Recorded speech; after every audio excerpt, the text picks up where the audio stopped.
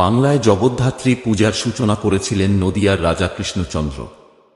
কিন্তু তিনি তো দুর্গা মায়ের বড় ভক্ত ছিলেন, তবে কেন ও কিভাবে জগদ্ধাত্রী পূজার প্রচলন করলেন? একবার রাজা কৃষ্ণচন্দ্র রাজস্ব ফাঁকি দেওয়ার অভিযোগে বাংলার নবাব মীর কাসিমের আদেশে মুর্শিদাবাদ কারাগারে বন্দী হন। বহুদিন পর তিনি মুক্তি পান, কিন্তু তখন দুর্গাপূজা শেষ। সেই বছর পূজা করা হবে না ভেবে তিনি গভীর দুঃখ পান।